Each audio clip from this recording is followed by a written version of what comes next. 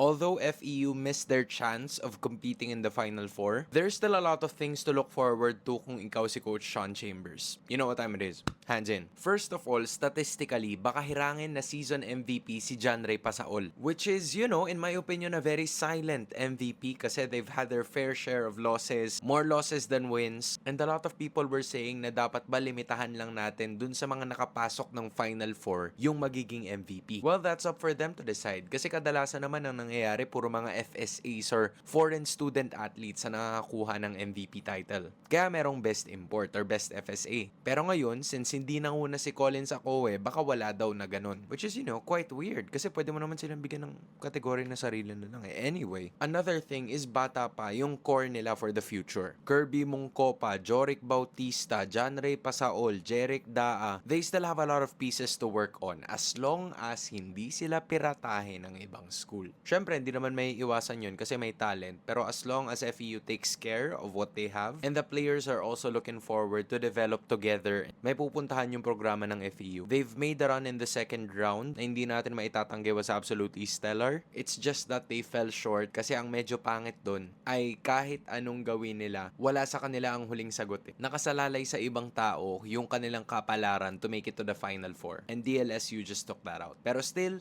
GG's pa rin sa FEU.